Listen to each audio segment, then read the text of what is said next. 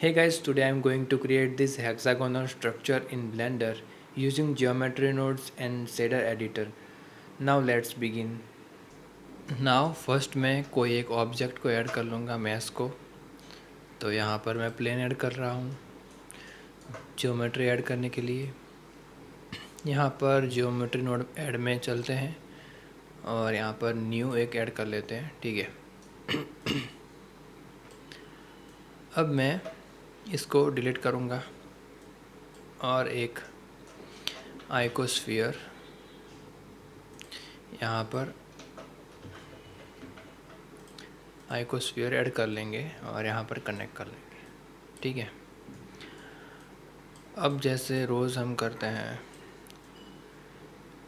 अगले वीडियो में, जो पहले के वीडियो में हमने किया था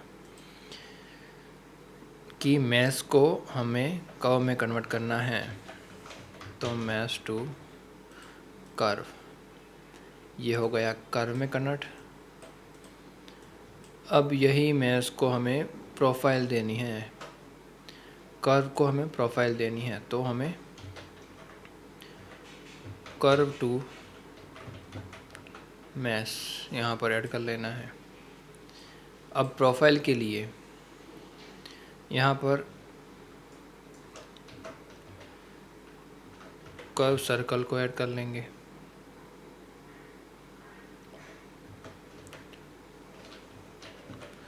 कर्व सर्कल, और इसको यहाँ पर कर्व को प्रोफाइल कर्व में कनेक्ट कर लेंगे और इसकी रेडियस को 0.01 समथिंग रखेंगे।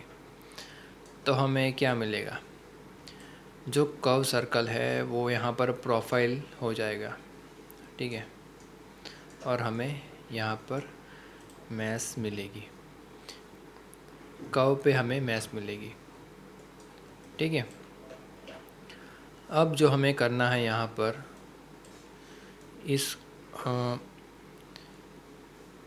इसकी स्केल को थोड़ा कम करते हैं, समथिंग 0.5, तो अब ये ठीक है। और यहाँ पर सब डिवीज़न को मैं बढ़ाऊँगा,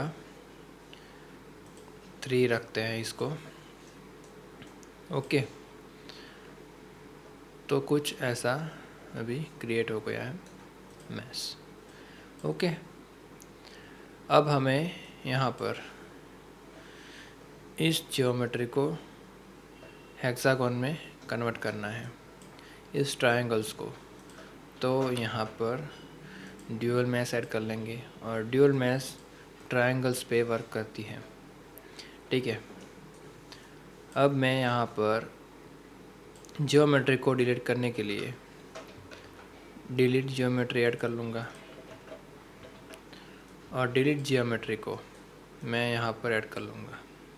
ओके। अब पूरी ज्योमेट्री डिलीट हो गई है, हमें यहाँ पर सिलेक्शन बनाना होगा।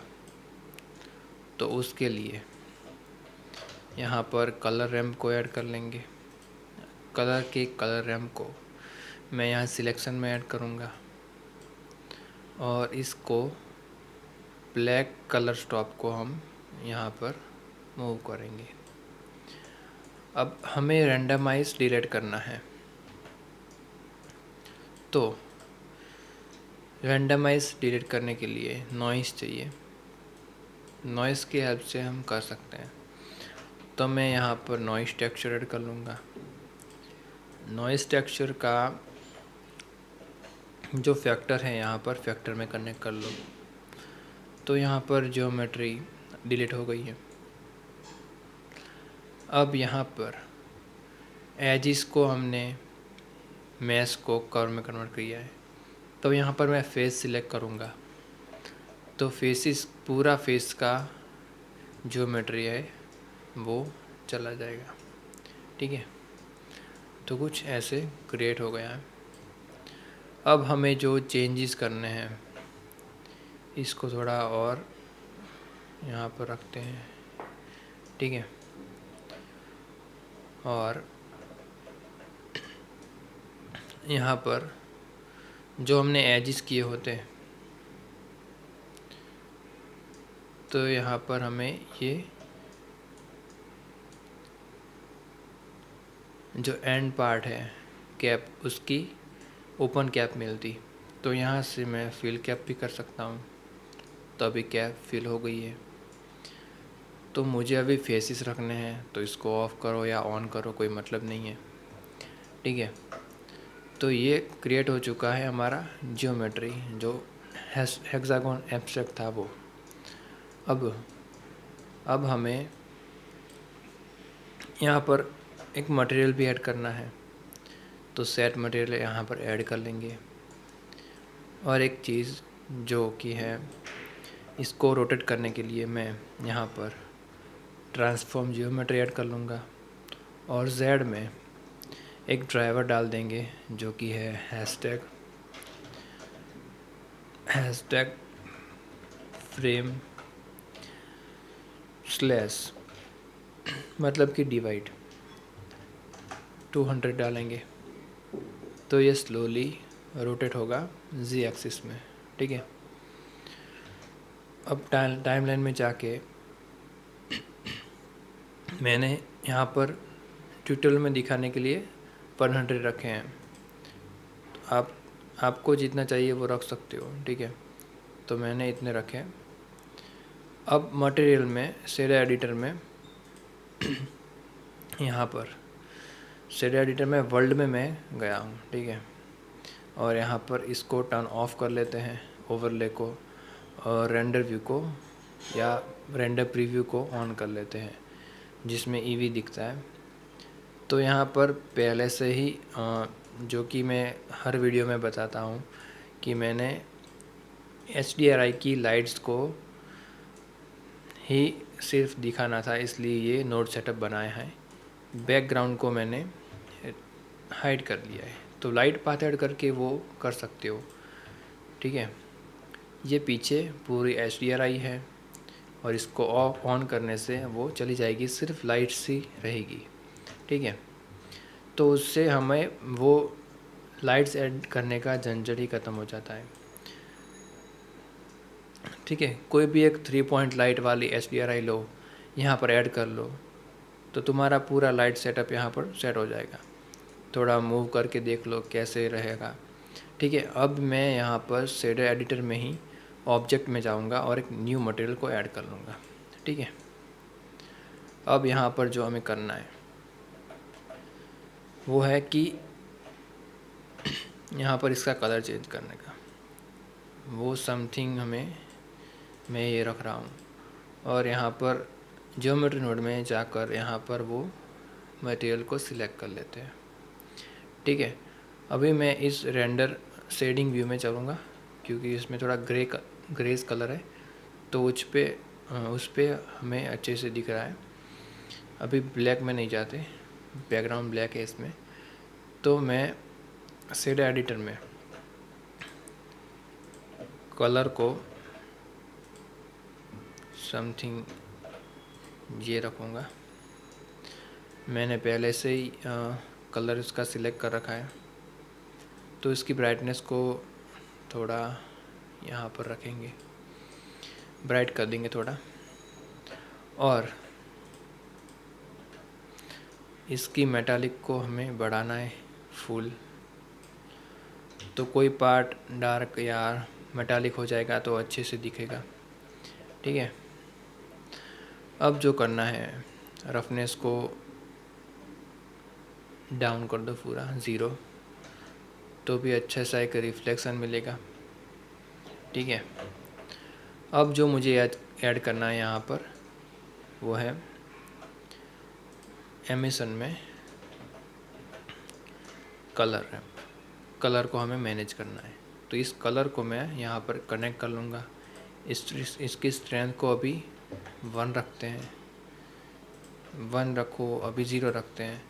पहले तो इसको सेट कर लेते हैं यहाँ पर, और इसका कलर चेंज करके यहाँ पर इसको ब्राइट कर देते हैं और कुछ ऑरेंज सा रखते हैं, जो कि मुझे यहाँ पर चाहिए। ठीक है, अब मैं इस कलर को नॉइस दूंगा, जिसकी वजह से हम इस जो हमें बनाया है हेक्सागोन, उस पर एक पैटर्न बना सकें जो कि आगे हमको पता चलेगा कि कैसा दिख रहा है। तो यहाँ पर मैं एक नॉइज़ टेक्सचर ऐड कर लूँगा और नॉइज़ टेक्सचर के फैक्टर को यहाँ पर कनेक्ट कर लूँगा, ठीक है। और इसकी स्ट्रेंथ को मैं 20 कर लूँगा पूरा, तो थोड़ा ग्लो दिखेगा। हाँ, ग्लो के लिए मैंने यहाँ पर कंपोजिटर में ये ग्लेयर नोड ऐड की है और यहाँ पर तुम इसको ऑलवेज कर दो तो तुम्हें यहाँ पर रेंडर प्रीव्यू में भी ग्लो दिखेगा, ठीक है। अब हम यहाँ पर शेडर एडिटर में इसको थोड़ा मॉडिफाई करते हैं। पहले तो इसको यहाँ पर सेट कर लेते हैं और ये वाइट को पूरा ब्लैक कर देते हैं, ठीक है। अब हमें क्या है कि ये सेपरेट मिलेगा, तो यहाँ पर इसको सेट करके इसको थोड़ा यहाँ पर मूव कर लेते हैं और इसको यहाँ पर, ठीक है।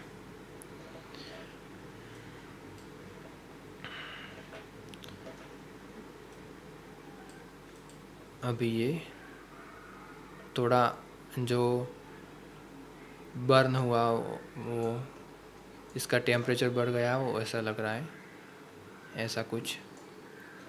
तो यहाँ से इसकी वैल्यू को 1.5 कम कर लेंगे और इसको 4D कर लेंगे एनिमेट करने के लिए। तो इसको जब मैं यहाँ पर W को मूव करूँगा वैल्यू को, तो वो एनिमेशन हमें मिलेगा। पहले तो हम यहाँ पर एक टेक्सचर कोऑर्डिनेट्स को ऐड कर लेंगे और ऑब्जेक्ट को यहाँ पर ये मटेरियल स्ट्रेच ना हो इसलिए यहाँ पर ऐड कर लेंगे और हमें पूरा डिस्ट्रीब्यूट हुआ हुआ टेक्सचर यहाँ पर मिल जाएगा, ठीक है। अभी ये मटेरियल यहाँ पर सेट है पूरा। अब W में मैं एक वैल्यू डालूँगा जो है #frame/50, तो ये एनिमेट हो जाएगा, ठीक है। और यहाँ पर रेंडर व्यू में कुछ ऐसा दिखेगा। यहाँ पर जाके वर्ल्ड में जाके इसकी स्ट्रेंथ को बढ़ाते हैं समथिंग, तो ऐसा कुछ मिलेगा। यहाँ पर ब्लैक में ये ब्लू कलर अच्छे से जम नहीं रहा, तो तुम चेंज भी कर सकते हो, ठीक है, तुम्हारी नीड के मुताबिक जो भी तुम्हें रखना है। मैं अभी इसको रेंडर प्रीव्यू में दिख रहा हूँ, ठीक है, इसमें शेडिंग व्यू में, ठीक है। अभी इसकी स्ट्रेंथ को मैं जो थी पहले वो कर देता हूँ और यहाँ पर ऑब्जेक्ट में चलते हैं और दूसरी चीज़ जो हमें यहाँ पर करनी है, अब तो सब ठीक ही रख लाए, ठीक है। तो ये पूरा अरेंज कर लो और अब हमारा मटेरियल तो क्रिएट हो चुका है। तो ये जो है ये कुछ मेटल जैसा हमने मटेरियल क्रिएट किया है इस पूरे हेक्सागोन पर, और इस पर कलर रैम्प से हमने यहाँ पर नॉइज़ टेक्सचर से इसका टेम्परेचर हाई होता हुआ दिख रहा है, जो कि कुछ ऐसा एब्स्ट्रैक्ट क्रिएट कर रहा है। तो ये है हमारा पूरा आज का शेडर एडिटर का नोड सेटअप। और यहाँ पर ज्योमेट्री नोड में ये है पूरा ज्योमेट्री का सेटअप नोड का, ठीक है। यहाँ पर तुम इसकी वैल्यूज़ को चेंज करके तुम्हें चाहिए वो बना सकते हो। इसकी पूरी वैल्यू को हम ले जाएंगे तो कुछ ऐसा क्रिएट होगा और यहाँ पर इसके सब डिवीज़न को बढ़ाएंगे तो थोड़ा अभी अच्छा लग रहा है और इसको 0.2 रखेंगे तो ऐसा कुछ क्रिएट होगा, ठीक है। जिसे तुम एंगल में रख के कुछ भी बना सकते हो, बैकग्राउंड के लिए, मोशन ग्राफिक्स के लिए, कुछ भी। ठीक है, तो गाइस आज के लिए इतना ही। मिलते हैं अब कल अगले वीडियो में। ठीक है, तो बाय।